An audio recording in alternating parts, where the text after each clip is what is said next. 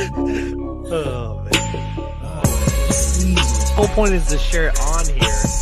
Oh, yeah, that's right. Embarrass the shit out of yourself. Keep the conversation, as random as possible. And you're doing a fine job on your end.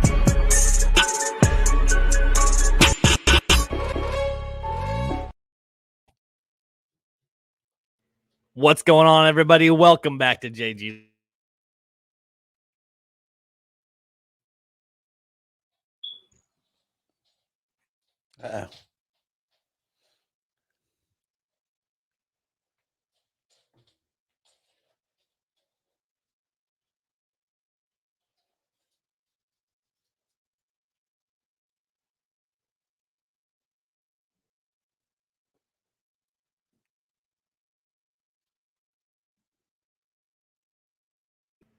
Hello. Oh, there we go. God damn. Only the most professional broadcast I join. Trying to be the best intro ever, guys. Me flailing my hands decided to unhook the USB, so that was all on me, guys. Okay. Very unprofessional. Sorry. Well, welcome back to another episode of StarrDumB in the Lounge, and I'm your host, Jukebox. Totally throwing everything off, so sorry about that. With me today, I've got Ev.O.Lution next to me. How you doing, man? Hey, what's going on, Jukebox? How you doing today? Good.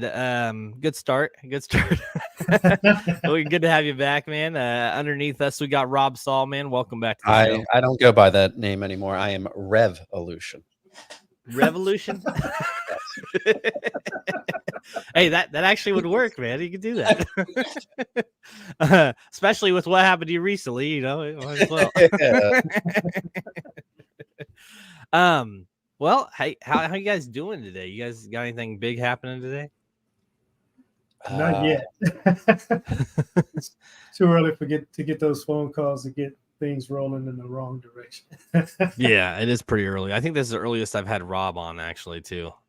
I know. I'm up early now that I'm not working. I go to bed at like 9, 10 o'clock. I'm up by 7 in the morning. I get all my exercising and working out done in the morning. But today I'm doing this. Hey, at least you're exercising, because I don't even do that. Yeah, gotcha. You have been doing some more shows though. I mean, at least I've been seeing. So, are you planning on kind of picking up your podcast game since you have, you're not working? You would think I would, but no. I guess I will, but I mean, I've just been so preoccupied with trying to find a paying gig. But yeah, my show is every Tuesday. I did it Sunday this week, but I'll be back on Tuesday with Doug Nelson, and Pat Dixon usually pops in too as a special guest. All right. Right on, man. Right on. I always like to pop in on yours when I can. Sometimes I'm at work. Sometimes, if I'm at home. The Shuley Network said they were going to let me try out a show, but they are radio silent, and Bob Levy, have no contact with him anymore. In fact, I saw that he changed the name of the Levyland Twitter page. Levyland was the show I co-hosted, and he changed the name of it to his other show, Out of the Coffin. So that's a fuck you, Rob, to me. Levyland disbanded, and it was me, Reverend Bob Levy, and Chris Abels. Chris Abels got 2 new shows, well, 1 show twice a week on the Shuley Network. Bob's doing 5 shows on the Shuley Network. And here I am, not even working, making no money, sitting there for my own fucking YouTube channel, doing nothing. All right. Sorry.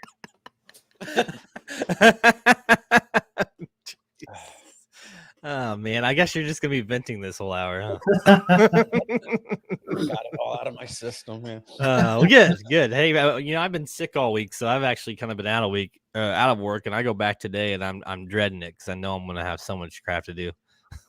Yeah. And then Ev.O.Lution, you got today off, so that's always nice.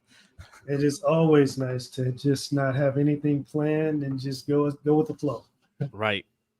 So for today's topic, it actually kind of helps Rob because I found some people who survived some pretty shitty situations, and that's what we're going to be talking about today. Might make you feel a little bit better about yours. Maybe. You guys ready for the first one? Sure. Ready. All right, here we go. In 1944, Finnish soldier Ev.O.Lution got separated from his unit and survived for weeks inside the Arctic Circle without food or shelter, fueled by a dose of meth large enough to feed 30 people. Dose of meth. What? Listen, that's a bad thing. I don't know. I'm sure he was awake for a while. You hear stories of people on like PCP and stuff that get shot and killed, and they still end up like moving and running because their bodies are so amped up. Yeah. I can't say I've ever partaked in meth, so I'm not really sure how that would affect me. But I would imagine with all that adrenaline, he probably had no interest in food or water. So, yeah. I've also never been to the Arctic Circle. Yeah, that's meth is like cocaine times 100. It's I had a cocaine habit probably about in my early 30s. I'm 41 now, and my cousin, she had a little meth problem. One time I went to her house, I didn't have any cocaine, so I took a snort of the meth, and I was up like 3 days. I don't know if that's a good thing. Well, No, it's not. I mean, because you want to go to sleep, your body's tired, but you're just like, I'm wound up. that is something. Because you still get physically tired, but your brain is just like wide awake, you know? Right. I'm sure that 30 days in the Arctic Circle probably seemed like 30 minutes to that guy. Well, geez, I'm definitely in the right path, man. I can't remember what day of the week or month it is. The only person that tried meth that still has a dirty house, you know? I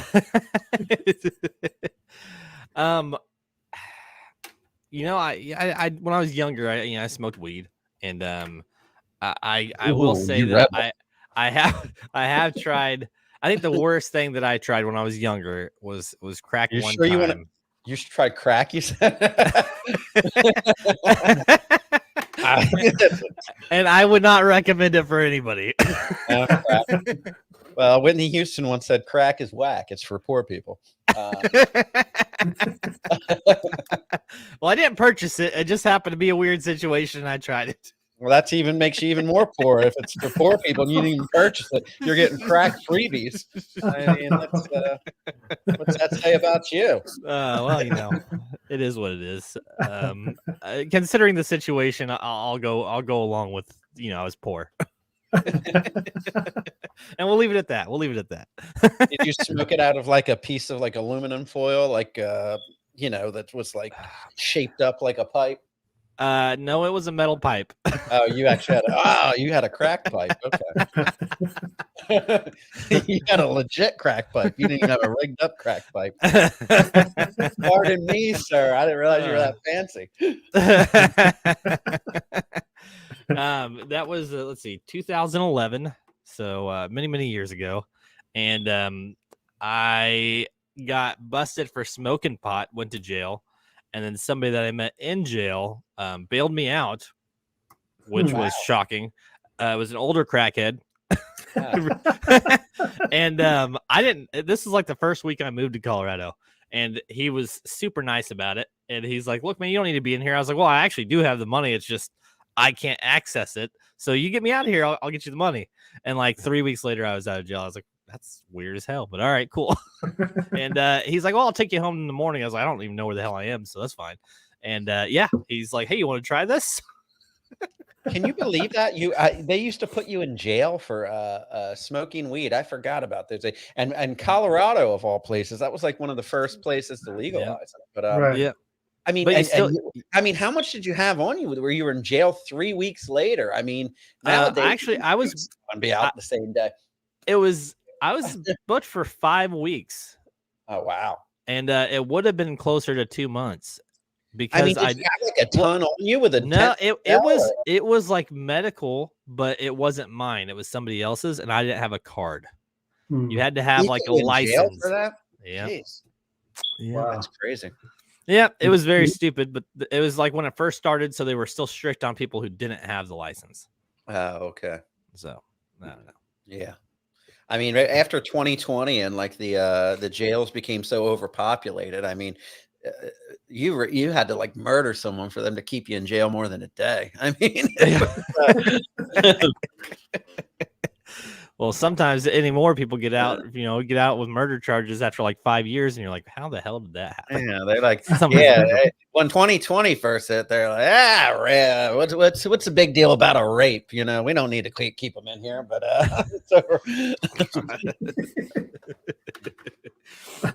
All right. Okay. All right. You guys ready for the next one? Yes, we're ready. All right. Okay. Here we go. Hawaii man trapped by lava for 12 days saved after making distress signals from garbage cans. Wow. yeah. That's utilizing your resources. You see, you say these stories are supposed to make me feel better. They always make me feel worse. And I'm like, gee, people like dudes, real dudes. Like, I'm not a real dude. I'm a very effeminate, just bougie guy that. But you know, I watch these really, like, if I was trying, I'd just be dead. Like, if I'd be screaming like a bitch until I die. But then you got dudes doing whatever he did. I don't even know how you do that. We'll make it a stress signal from a garbage can. It's Morse code like signal, just boom, boom. I would be straight up panicking. I mean, yeah, I'm not sure how I would do in these situations, because when I was reading them, I was trying to think of myself in those situations. I can't see myself handling them very well. I had a little Chihuahua that I had when I was 19. He lived till I was like 35. I went through a marriage and divorce with him. I love this dog more than any person or anybody on the planet. And when I was married, he got out and he ran into a road, and a fucking car was coming and it was getting ready to hit him. And I just froze, like my body froze. I didn't know what to do.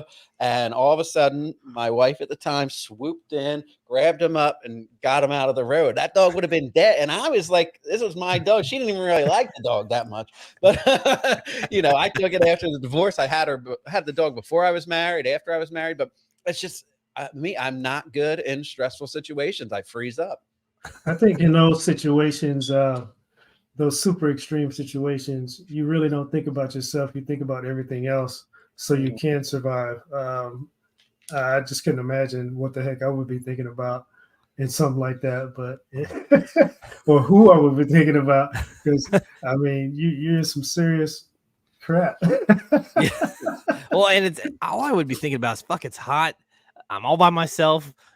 Just get it over with. Just, I mean, I hate the heat. I prefer the cold. So if I was trapped in lava, I would be so miserable. I sweat. I'm a ginger. I sweat so easily. It could be 70 degrees out and I'm sweating my ass off. Yeah. My favorite weather is like this weather, like when it starts hitting fall, where it's like, yes, it's not hot or cold. I love that. That's like my favorite. And but if I did have to pick, you have to be either extremely hot or extremely cold. I would take the cold, because you can actually rectify that. You can bundle up, blanket, heating pad, all that. When it's hot, there's nothing you can do. Even if you walk around naked, you're still going to be fucking hot. Yeah. I mean, aside from indoors when you have air conditioning and stuff, but if you're like stuck outside, saying it's hot or cold, at least outside you can bundle up. Don't care. Right. There's just nothing you can do. Right. I can't handle the heat. I mean, it's just, I'm right there with you. It's easier to get warm than it is to chill off, cool off. And think if all the power went out and their electricity was gone, nobody'd be able to get cool. Yeah, that's true. Right. With that, you also rely on electric and man-made things. But if you're cold, you can bundle up, put on a ton of fucking covers, put on 10, 20 sweatshirts. Who knows? The possibilities are endless. Unless you got a bunch of meth. Yeah. Who wants to be awake through all that? Get down. Oh my god! Rather shoot up some heroin. That'll knock you right out. Who cares how hot it is out, man? Just do a bunch of meth. You ain't gonna care anyways. Oh shoot! I've had 3rd-degree burns, just running around like there was nothing going on. Yeah. All right, next up. This one I thought was actually pretty clever. It says, Charles Joen, the head baker of the Titanic, managed to keep his cool by simply drinking a whole lot and then calmly floating around until the sun came up. Wait, read that again. I'm sorry. Charles Joan, the head baker of the Titanic, managed to keep us cool by simply drinking a whole lot and then calmly floating around until the sun came up. Well, when the ship was sinking? Yes. Yeah. I mean, that's what I mean. That honestly, if I was on the Titanic, that's what I would do. You know, I would just get drunk. You know, that it's got to make it easier. It's got to make it easier. That's like a win-win situation, right? Yeah, because I mean, he's so you get to a point- intoxicated that he really is not caring about what's going on. He's just floating around. I mean, you know, you say things to people when you're drunk, because when you get a certain level of drunk, you're just like, fuck it. You don't care about anything anymore. So, you know, it's just. Well, and the people who typically like survive like car crashes and like stuff that they probably shouldn't have, that are super intoxicated, do it because they're so loose and just carefree, and they don't care. Yeah. I imagine I'd be extremely annoying though, because I'd be like super drunk, wondering why everybody was freaking out. Oh my God, yeah. Hey, the boat just sunk. Oh, that's okay. That would kind of probably kill my buzz, though. People screaming and crying, you know. And I mean, I know the water was cold. I've done some float trips in those like the spring fed waters that are like colder than ice, and I mean, it's hard to even be drunk. So like, I imagine you would sober up pretty quick in that water. So he must have been pretty damn intoxicated to survive. Yeah, he sounds like he put a couple bottles down. What's the most you've ever drank? That you can remember, like waking up the next day, like, how did I even do that? When I was in high school, I was going to an alternative school because I was expelled from regular school. Right. And I was probably a freshman or a sophomore. And I'd always gone to family parties and got drunk on beer. I'd never drank liquor. And one morning before school, I said, I'm going to get drunk and go to school to make this a fucking, you know, because it was an alternative school. It was a lot of trouble. You know, it's all troubled youth there. So I said, I found a bottle of vodka, and I said, I don't do that. But I never drank liquor before. I always drank beer. So, I mean, I was drinking this like it was a beer, this thing of vodka. And then I remember getting on the bus to school and barely and hitting the bumps. I get there. Then once I don't even remember, but I was told once I got in the classroom that I started talking shit. And there was this big guy, but he was like, thank God he was laughing at me. I was talking shit to him. He was one that would, you know, beat you up at a whim. Big Joe was his name. And anyway, they said they had a timeout room. They said, go to the timeout room. But the timeout room was always locked. So they said, go wait for me at the timeout room. But I went to go and it was locked. And apparently there's like a vent on the door. And I kicked in the vent and crawled in through the timeout room.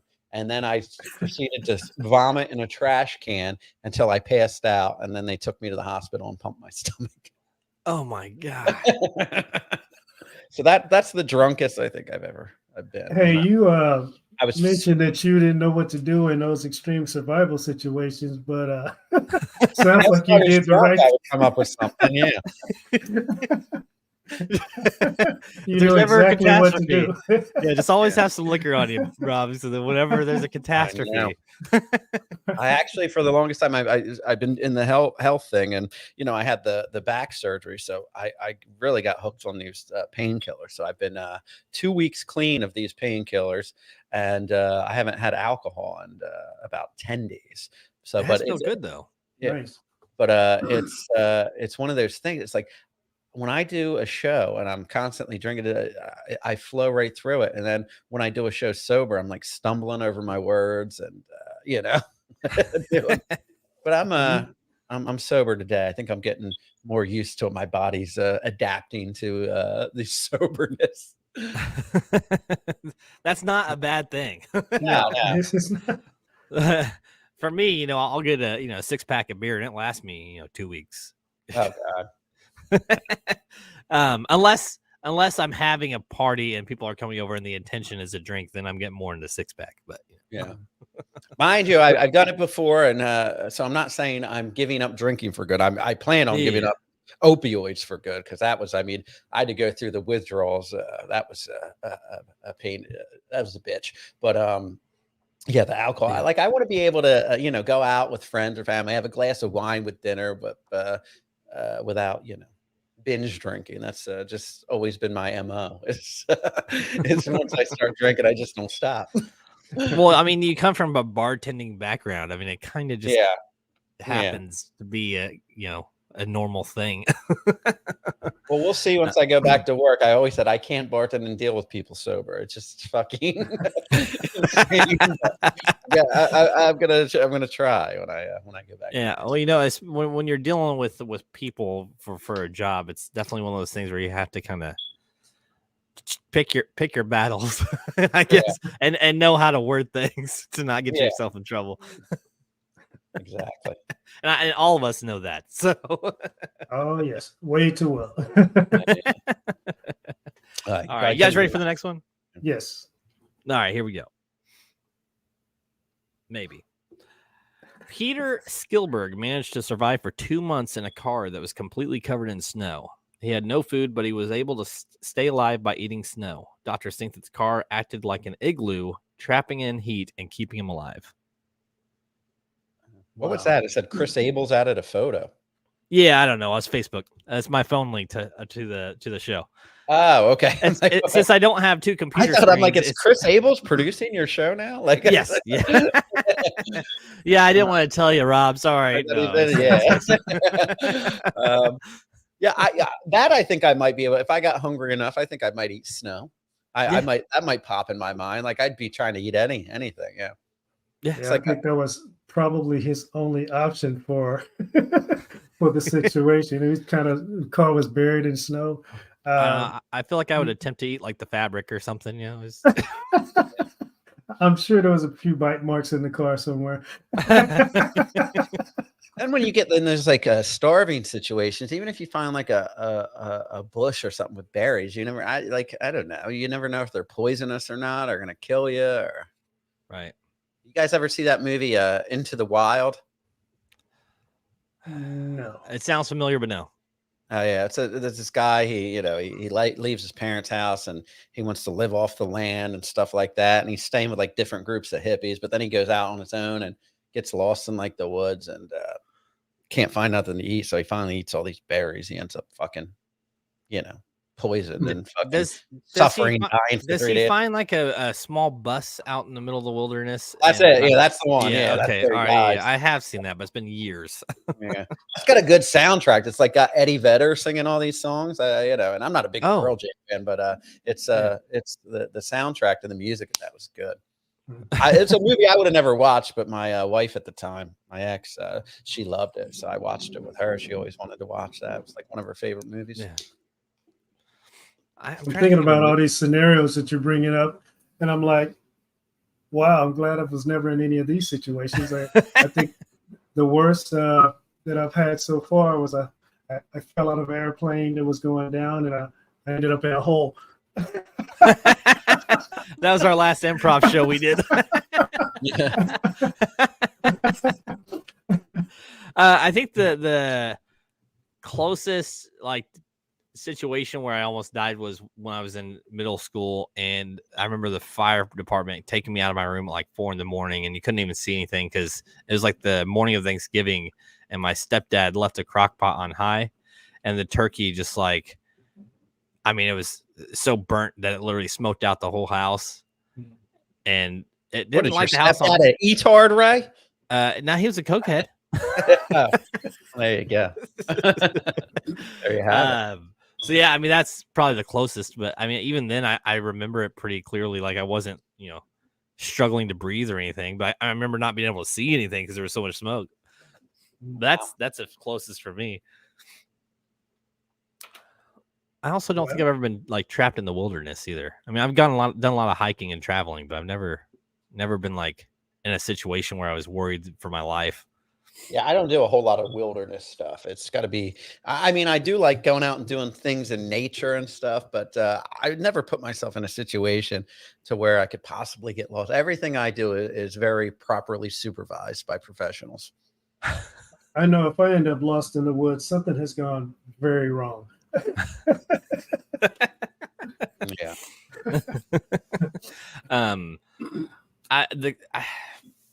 you've done a lot of traveling, even overseas, though, and I mean, have you been in some areas where it was pretty sketch?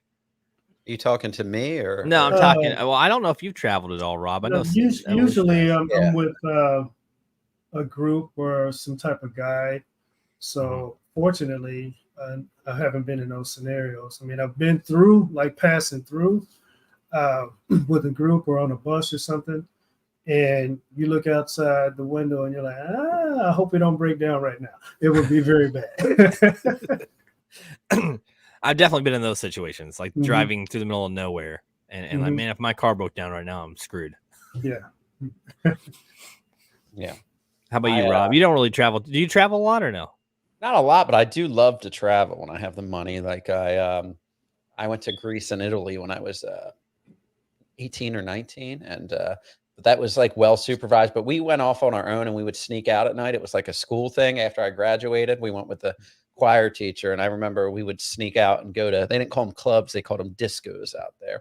And I remember one time, me and my friend, these two older ladies, like, "Hey, you guys, like, because you're allowed to drink out there, like at any age." So, there were 16-year-olds with us, and we'd go to the bars at night and stuff. But you guys looking for something to drink? It was like an old haggard woman. We said, "Yeah," and they took us to like some sketchy corner bar. We were the only ones in there, and it was like hookers. And then when we, didn't buy their services, they started screaming and going nuts, and out of there. But and then about 5 years ago, but that's more like an animal activism type of thing. I went out to Thailand, but I wasn't really out on the streets of Thailand. I lived on a elephant rescue sanctuary and did like volunteer work, and that was fun. That actually sounds like a lot of fun. Yeah. Very interesting. Scooping elephant shit. Yeah, it was. Yeah, but you got to interact with the elephants. I missed my dog. I just had Stevie at the time, and my aunt took her while I stayed out there. And but they had a dog rescue sanctuary, so every day I had like a different dog sleeping in bed with me. They would just like run free on the sanctuary. But yeah, it's a lot of fun. I can't say I've been overseas. I think I've been to Canada when I was really young for a fishing trip, and then I walked across the border to Mexico just to say I was in Mexico. But I've never like gone to visit these places. Oh yeah. All right, you guys ready for the next one? Sure. Let's go. There we go. 3 teenage boys from New Zealand took a small boat with an outboard motor to go on and see a girl they had met at a sport event. After 50 days, they were rescued in the South Pacific. They got by with just a few coconuts and a seagull for food. Teenage boys will do anything for pussy. I'll tell you that. I mean, they'll go to any length. Look, they'll fucking go. I mean, risk your lives. I mean, that is bravo, gentlemen. Bravo. You survived. And I hope that this girl gave up the pussy because you risked your life for it. I would like to know what she looked like. It was like all these guys shipping out in the middle of nowhere to find her. I never found it. This had to be like a teenage in her prime. I mean, these boys are, and there's 3 and only 1 girl. I mean, which one? What are they gonna do? I mean, unless this girl's a total pig, only one of them gets the prize. Right? They're best friends. Okay, they're just helping each other out. It doesn't really matter who gets it. It doesn't even say that they made it. They probably didn't even make it to her, honestly. No, it doesn't sound like they had to get saved. Yeah, they were. And then she was probably too embarrassed to talk to him again, so they're probably just out of luck. Yeah. I've been even as a grown man, the prospect of a pussy, even just the slightest prospect, you'll go through leaps and bounds. I'll tell you. I do feel like men try harder than the women because the women don't feel like. Well, they don't feel. It's not about feeling. It's just because men try harder than the women do. I mean, just to keep myself to not be obese, I have to. Every day I'm running, I'm on the elliptical every day. And I mean, that's just to keep myself somewhat decent looking. And women, they can let themselves go. They could be a total pig and somebody's still going to fuck them because some guys just don't care. They're like, what's it,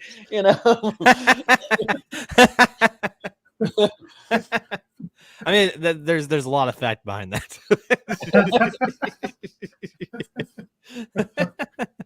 I know back in my like years living in a college town, you know, you when you're drinking 4 days a week, Yeah. the more you drink, your standards sort of drop a little bit, you know. I know. I don't get laid too often because like and every girl I do, it's like she's beautiful, but they're like way out of my league because my standards are way too high for the way I look. And I've been depressed going because I've been walking and I've seen a guy that's better looking than me, and his girlfriend is somebody I wouldn't even look at. And I'm like, oh my God, you're telling me this guy that's better looking than me, I got to do worse than him? Like I'm going to be single forever. You know? I think he might have had a lot of drinks that night.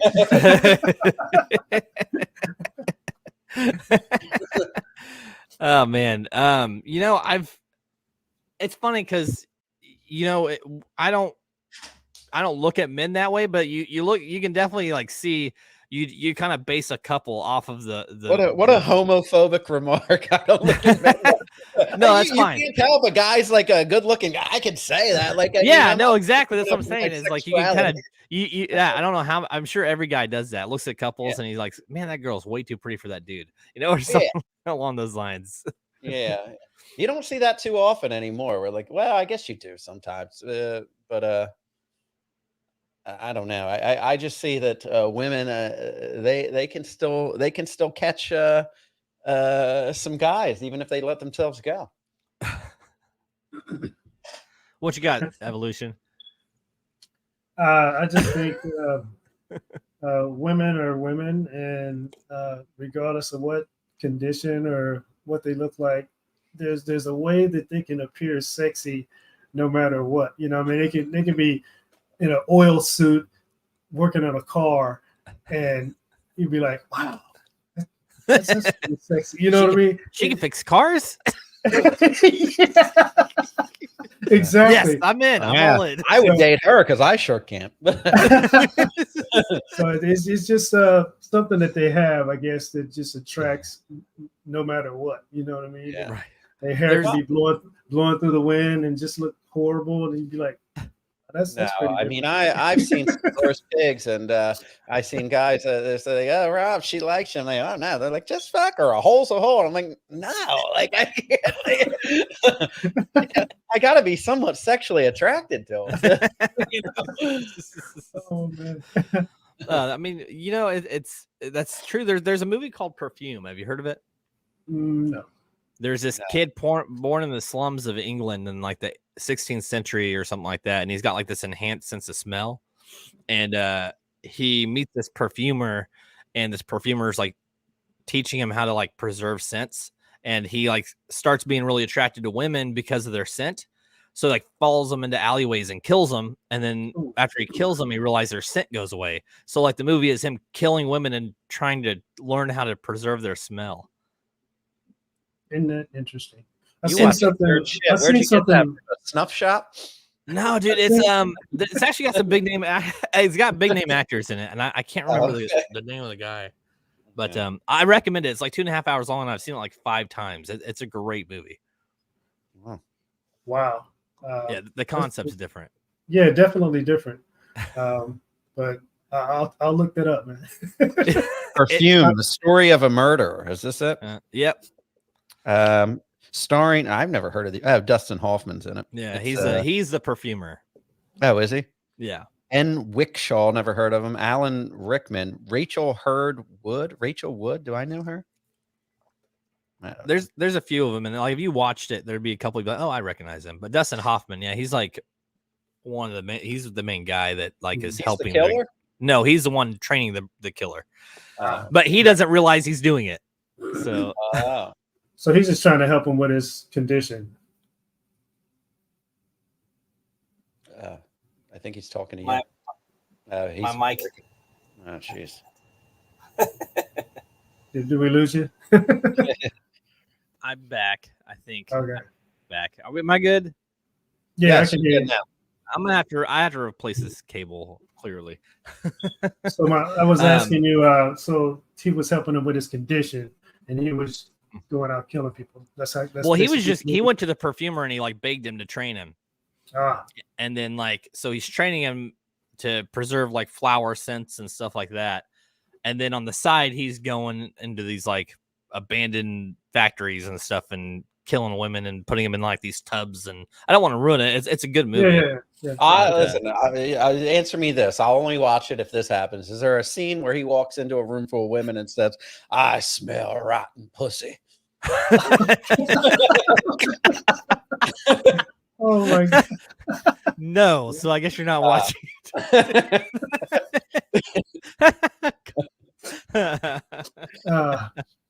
Oh man, you're such a blunt person. I love having you on, man. Can you believe I'm sober? I know. Oh man. I think I'm worse sober. I calm down a little when I'm on. Are you guys ready for the next one? Yeah. Ready. All right. This says Ludger Silberus, a criminal from Martinique. I don't even know how to pronounce it. I think I said it right. Was the only person to survive the eruption of Mount Pelée in 1902. It's estimated that around 30 to 40,000 people died. He survived because he was thrown into a tiny, dark, windowless cell. Oh. See, that's the courage of being discriminated because you're black pays off, right? Evolution. I mean, it's I would say survived. Usually in scenarios like that where there's no way out, we typically find a way out.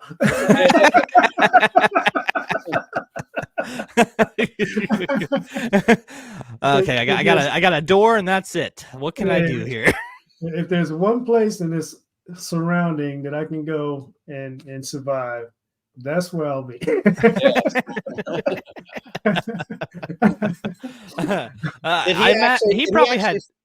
Did he actually find it, or was he just happened to be locked in there and that's how he survived? No, he was arrested and put in this cell.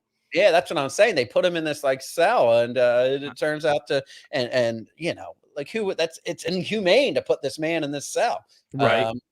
But it doesn't say it doesn't say why he was arrested or anything either. So I'm not too sure. Because how long ago was this? 1902. Oh, yeah, because he was black. That's why he was arrested and put in a cell. Unfortunately, I have to agree with you. Yeah, it's probably exactly why.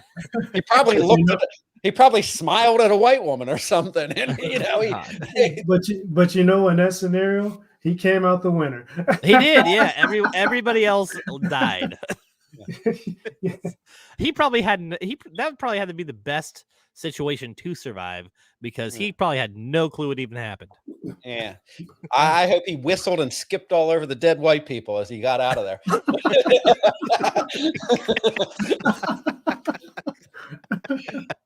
Oh man. All right, we're going straight to the next one. All right. I like how JG picks stories where he can't pronounce the names. Go ahead. Well, if they're still interesting stories, I don't have to know how to pronounce a name, right? Julianne Kopke had a miraculous escape when she fell almost 2 miles to the ground from a plane crash in the Amazon. Despite her incredible fall, she only suffered minor injuries and managed to trek 11 days through the jungle to safety. Wow. The 2 mile fall amazes me. I could survive 11 days in a jungle, maybe. But out of all these situations, that's the least part of it. But the fall 2 miles, that sounds rough. That is, and to without minimal harm. Like, first of all, you survived it. That's amazing. Second of all, I was thinking like, okay, well then she's fucked up and like paralyzed or something. Right. But she walked. Yeah, 11 days. Get out of again.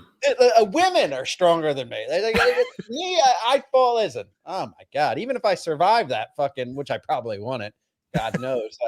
Unless you were drunk. Hey, if you were drunk, you probably would. Well, yeah. I'm thinking it would be like a heart attack, stroke situation on the way down from freaking out. Your heart just stopped. He definitely died midair. But to survive the bounce after falling for all that time, I mean, just the bounce, even if you hit trees and slow your fall, you're still going to have a hard bounce after that. And then to get up and walk all that time, I mean, that's like Guinness Book World Records right there. And like like JG said, even if I was drunk, within those 11 days, within a day, I'd sober up, and then I'd fucking suffer and die out in the jungle. God knows I wouldn't make it 11 days, and you end up eating some berries and killing yourself. Yeah. After day 2, I'd be like, I hope these berries are poisonous. End it all. Is there piranhas in this water? I'm just gonna walk in there real quick. Wild animals, everything. I'm more curious what she landed on. Like to survive a 2-mile fall, because first off, that fall alone had to take some time. Like, and if she was aware of the fall, then that whole time I'd just be like accepting that I was done. I mean, maybe she was some type of MacGyver chick, and then saw where she was going, and then timed it perfectly, and just rolled down the hill, and she hit the side of a mountain or something. I don't know. some parkour. You're right. My luck, I would survive it, and I'd have like broken legs and broken arms and just lay there until I died. I'd have to suffer. Like, I'd rather have the impact kill me, but with me, what would happen? I'd fall and I'd fucking live and have all my limbs broken and wouldn't be able to move and just sit out there and probably be eaten alive by a wild animal. Become a paraplegic. Not that that's to joke about, but yeah, that is probably exactly what would happen to you, Rob. I don't know enough about like the survival skills needed to make it through a rain. Like, I wouldn't even know the animals. Like, there's so many different types of tigers and snakes, and I wouldn't know what was what. I'd have no idea. Yeah, I couldn't do it. Yeah. Are you guys ready for this? Maybe it was just the shock of it all. In a situation like that, you're so in shock that a lot of stuff just doesn't even register. Right. How long ago was this? It was 1971. Oh, so this chick might be still alive then, right? Yeah, she's probably what, 70s, 80s. How old was she when this happened? Teenager. It just says teenager. Oh yeah. So in the 70s, if she was a teenager, wait, 78, what's that? Yeah. So she'd probably be in her late 80s, early 90s, right? 50 years, yes. No, if she was a teenager, yeah, that's only like 70s. It's like 50 years ago, right? Well, it depends on how old she was as far as teenager, because are they considering 19 a teenager? I mean, even if she's 13, 50 something years, she'd be 60, 69, 70. Yeah, I don't know. Interesting. It'd be interesting to talk to somebody like that. We should book her as a guest. No kidding. I could probably look her up, but she'd probably have issues even getting on the internet. But we'll see. She didn't have any issues falling out the sky and walking for. That's true. She figured it out. I was gonna say you're not giving this woman credit. She fell 3 miles, crawled out of the letter, and you don't think she knows how to click a link and get on here? Just because of this, I'm actually gonna look it up after the show, and I'll let you know if I find her. Okay. Well, if she comes on, you got to book me because I got questions for this dame. Right, I want to be a part of that too. I'll just give her a heads up, like, hey, Rob is a little blunt. Just I'll be on my best behavior for the elderly, but she probably doesn't even speak English. Yeah. Where I don't know. A lot of other countries speak multiple languages, though. So yeah, I've met so many people from other countries that know like 6 different languages, and I'm like, well, shit, I only know English. Well, I asked when I was in Italy because they all speak English there. They were shocked that here in the U.S. that we're not forced to learn. I mean, we have an option in school and stuff to learn it, but they from the time they're in elementary school are trained to learn other languages. Right. And if you get, I've never had trouble. I was in Greece, Italy, Thailand. I've never had problems where I couldn't communicate with people. They all speak English too. I mean, when you got a language that goes all around the world, I guess the importance of learning other languages is not as vital as it is when you're coming from other countries to. Yeah, and then in the U.S., that's where they make their most money. Any country that it's all mainly U.S. people are the big profit of tourists in all these other countries. So they all want to know English so they can sell you shit and talk to you. Yeah, and I've actually heard the English is difficult to learn, but I mean I wouldn't know. Yeah, just because there's so many different versions. there's so many different like versions of the same word, here compared to other countries. So Yeah. but all right, you guys ready for the next one? Sure. The Robertson family went on a trip around the world on their boat, Luchette. I think I said that right. They were flipped over by a group of killer whales and were stuck in a 9-foot dinghy for 37 days until they were saved by a Japanese fishing boat. What's a dinghy? Those you ever go swimming and you see those massive poles that float in the water out in the distance with lights on them? Like a buoy or no? Yeah, they're buoys. Dinghies are buoys. The same exact thing. Yeah. So they were this family. Who knows how many there were trapped in this dinghy for 37 days. 37 days. How were they eating and drink? I mean, can you drink? Where were they? The ocean? Lake? In the ocean? Yeah. No, you could definitely not drink that water. Who knows? 37 days, because they say 2-3 days, right? Tops. How long can you survive without water? I know food you can do like a week. Food you can do a week. I know that at least 7 days. Water, I'm pretty sure it's only 2 or 3 days. Yeah, but I mean, unless they had some stuff on them and they made it work, I don't know, Maybe, or collected water on the top of the buoy or something. I don't know. Yeah. They were very creative, that's for sure. All that amount of time, maybe they were fishing. They're like luring him in like the whales with their toes. Eating raw fish like a fucking like the penguin from Batman. I mean, I would go to town on a fish if I was 4 or 5 days in and hadn't eaten. Yeah, I know. And that's when you did like you're in survival mode. I know my cousin said to me, because I mainly eat like a vegan, like, you think you could survive in the wild to be vegan? It's not natural. I said, no. I mean, if I had to survive in the wild, of course I would, but I don't right now. And we live in a civilized society, so I can have that option. But yeah, I'm realistic to know enough to know that if I'm forced to, I'm gonna eat a fucking fish. Yeah, I'll eat a fucking my pet cow. I don't care. But would you eat your dog? No, no, I couldn't. I mean, they're the fan. I'd eat my kid before my. No, I'm kidding.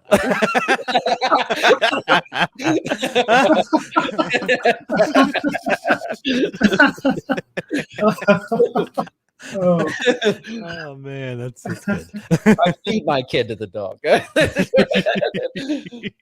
Now that you say that, maybe there was more family members than there were when it was after 7:37. That's true.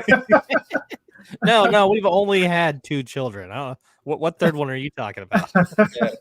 Have you guys ever seen that show? I watched it. There's 2 seasons of it so far on Showtime. It's called Yellow Jackets.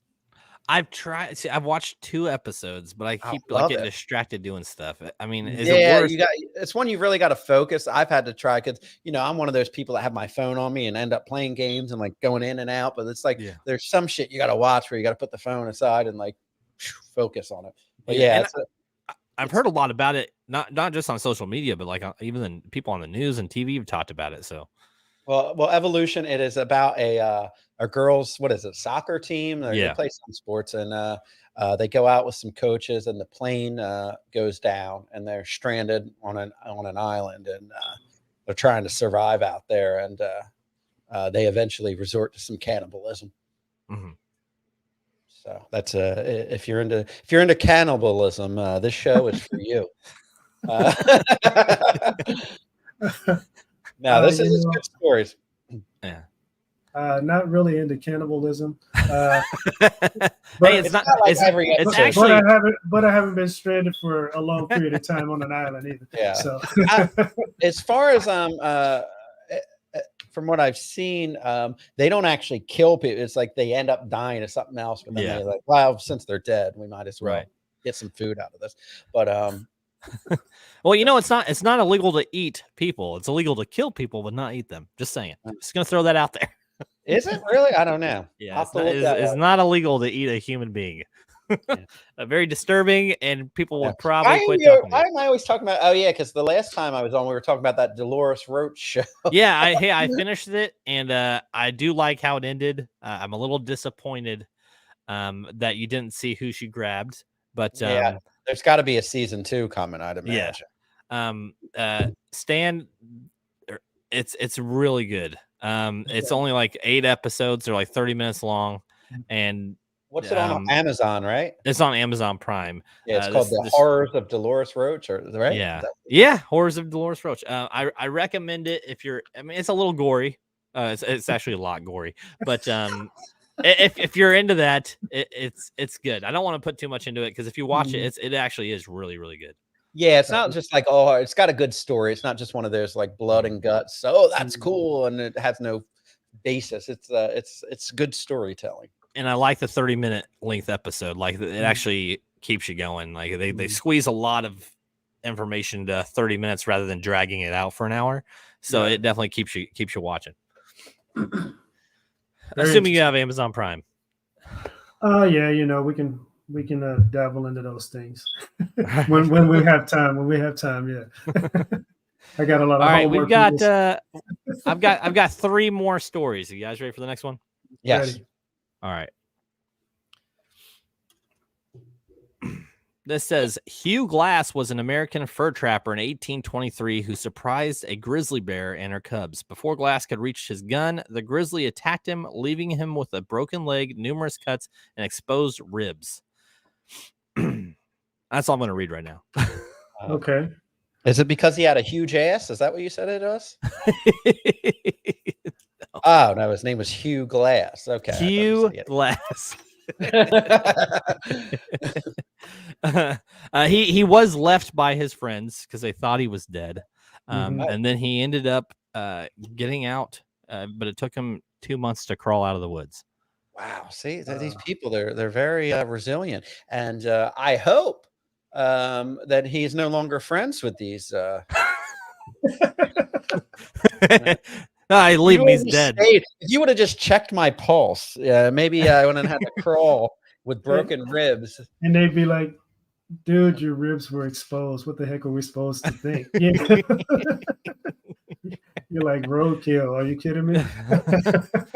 He like gets out there. Hey, these cubs really wanted to eat us, man. We had to get out of there, I would really you were already down. I would really freak out if I seen somebody in that condition and later on they walked up to me like years later or months later, and I'd be like, okay. How in the world did you pull that one off, Houdini? You really wanted to make it like a good TV show. He could have took a piece of his rib and found the friends and slit their throat with a piece of his rib. Saved one of his rib bones after he survived. That'd be a good slasher film. Yeah. And then you would actually give credit to the slasher for doing it too. It wouldn't be one of those things where you felt bad for the victims. Yeah. They got what they deserved, guys. They got what they deserved. These people. You were dead, dude. We saw your ribs. You mean this rib? These people were just destined to live, man. I mean, these are some impossible scenarios, and they're making it through. That's crazy. Rob, hopefully these stories are making you feel a little better about your situation. Not really, because because I know I'm not that resilient, but yeah, but see, again, you're vegan. You can survive, man. Just you'll be fine. Oh, you're a vegan. You can live through anything. Oh man. I've seen bears. I went to the Yellowstone National Park and I saw some bears out, and they were actually they just look cute. To me, they don't look vicious. I mean, I know that they are just from all the stories, but like I could see people like when they're in front of one and it's not like looks harmless, not being aware of the fact that it could rip you to shreds. Yeah. Well, I mean, dogs we put as pets. As we got there, and I was actually the other night. My dog, I give him these bone marrows. My Yorkie, he's just a little Yorkie, but he plays with me, and his teeth are so sharp where he does it. And he's got those canines. Sometimes he bites each time. I'm like, God damn! Like, I was laying in bed the other night, and he was chewing on this bone, growling because he don't want you near him when he's chewing on this bone. I was laying there, and I was thinking, this dog. I know it's small, but while I'm sleeping, if he wanted to, he could just come rip my throat out. Probably if he wanted to. But we've domesticated wolves and these dogs, but if they want it, I mean, you say like pit bulls, like obviously because they're huge. Like when they turn some, they'll tear you apart. But I think even these little dogs, I mean, you can usually fight them off, but like if they come at your throat or something. We have a little wiener dog, a little dachshund, and actually we found out some article popped up about dogs, and it says that if you were to die in your home, one of the first dogs that would actually eat you would be a dachshund, a little wiener dog. Wow. I didn't know that about dachshund, but I did hear that happens. That if with any dog, I heard that if you die in the house, that the dog will end up eating you. Yep. And they're not going to wait that long either. No, actually, cats would actually eat you faster than a dog would. Oh yeah, I don't have cats because those are evil fuckers. Just make sure you feed your pets extremely well, and you'll be just fine. Yeah. Before you die, just dump the food everywhere. Okay, so, my dogs are well fed. Yeah, but I have a picture when I was at Thailand that I went to go. The bathrooms were like outside, but they had stalls, but they had like the feet area, and I pulled my pants down, went there, and a cat came running under and like made a bed in my shorts and underwear, and I have a picture of it just sleeping and purring as I'm taking a shit. What do you say about that? Ripley's Believe It or Not. Yes. Oh, man, just sleeping in those underwear, huh? That's probably nice and toasty in there. Yeah, sure. I said, well, these cats are friendly out here in Thailand. All right, next up. There's no limit to where a cat will lay their bed. This says Winslow Mogul has a particularly interesting story. He was sentenced to death during the Mexican Revolution, and the firing squad shot him 8 times and then 1 close-range shot to ensure his death. He pretended to be dead until the squad left, and then he escaped. Yeah, wow. That's one thing. When I watch movies, even as a kid, I would always say that, like when that someone's shooting them up, and then like the person moves and looks up and it's like, oh, and they shoot him again. I'm like, why don't they just lay there and pretend to be dead? So they go away. I always said that. So that I think I might think of if I was in a situation like that to play dead. Right. He probably actually thought he was dead, and then woke up later. He was like, oh, I'm still here. Out of all of these, like, I think the one that intrigues me the most is the falling the 2 miles and still surviving. These are all gruesome, but still, like, just the mental, like, process of falling 2 miles in the air and then surviving it. I don't know. Out of all these, that still gets me the most.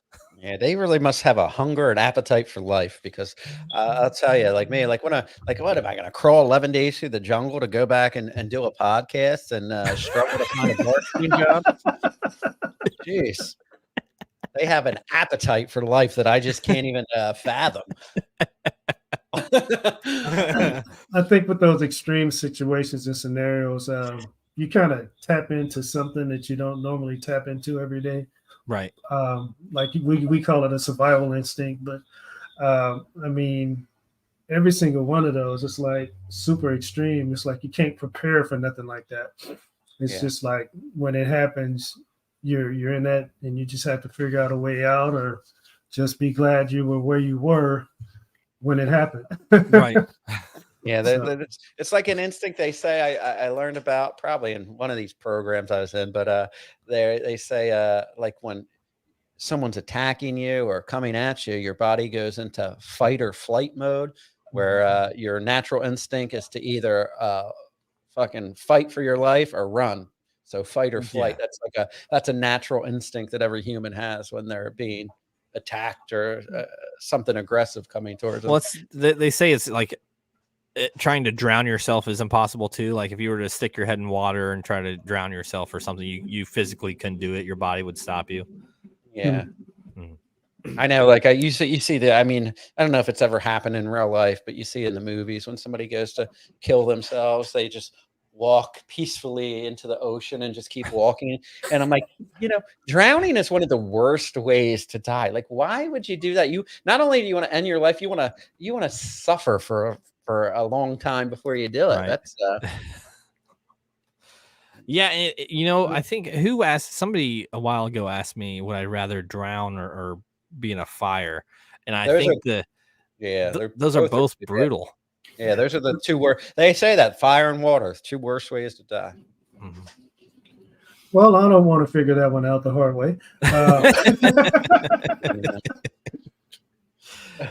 I think if I can't even choose, but I feel like because don't you like start building smoke inside your body when you're burning? I think that's what they said. So like smoke inhalation. Yeah, well, not just inhalation, like you actually start burning from the inside. That's so like it just sounds so rough. Couldn't do it. All right, we got one more, guys. Okay. Let's get this last one out of the way here. All right. It says Rodney Fox's story is one that anyone who fears the ocean will cringe at. He was spearfishing when he was attacked by a great white shark. The shark crushed his torso, ribs, and cut the fingers on his right hand. Fox escaped with many of his organs exposed, so his rescuers kept him in the wetsuit so that his organs wouldn't fall out. Gee. Oof. Yeah, I would say that'd be a good idea. Keep the organs in the wetsuit. But that is an awful way to experience spearfishing. Yeah, that's another thing I'd never do, spearfishing. I don't know. People have a lot of hobbies. I don't understand it. And he survived that, right? Did we lose you? Jukebox, you there?